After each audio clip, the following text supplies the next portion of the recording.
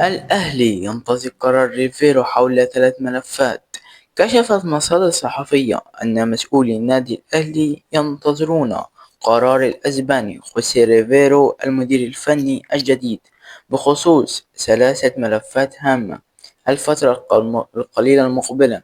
وبحسب المصادر الصحفية فإن إدارة النادي الأهلي طلبت من ريفيرو حسم مستقبل المالي اليودينغ المعار إلى نادي الخلود السعودي، سواء بقاؤه أو رحيله هذا الصيف.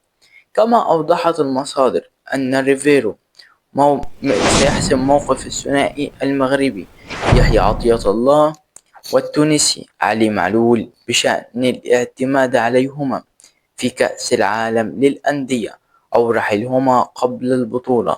وشددت المصادر على أن إدارة النادي الأهلي سلمت خوسيه ريفيرو قائمة تضم اللاعبين المحليين المرشحين لتدعيم صفوف الفريق خلال الفترة الانتقالية المقبلة الصيفية من أجل اختيار الأنسب للانضمام إلى الفريق. الأهلي يكرم السولية بمشاركته في مونديال الأندية. استقرت إدارة النادي الأهلي على تواجد عمرو السولية مع الفريق في بطولة كأس العالم للأندية المقرر إقامتها في يونيو المقبل بالولايات المتحدة الأمريكية.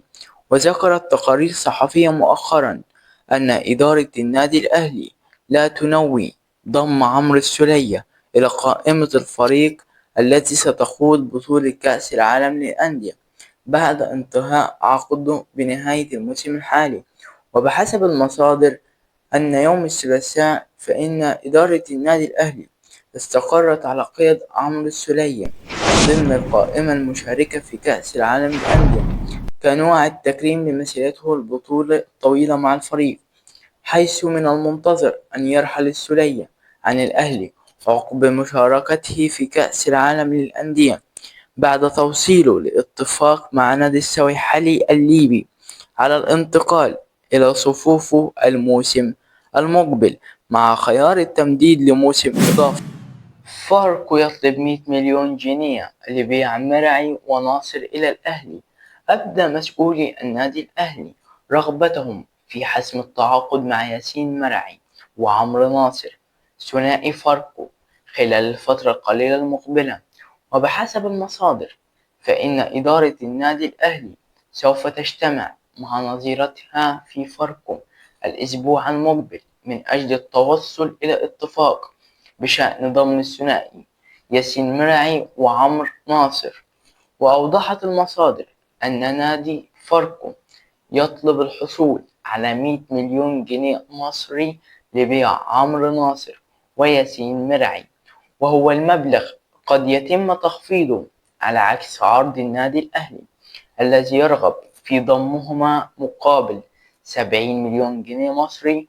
ويستهدف النادي الأهلي قيد الثنائي ضمن قائمة الفريق للمشاركة في بطولة كأس العالم للأندية المقرر لها يونيو المقبل في الولايات المتحدة الأمريكية. والمباراة الافتتاحية سوف تلعب انتر ميامي. الأهلي سيواجه انتر ميامي في أول المباراة الافتتاحية بعد مباراة باتشوكا المكسيكي.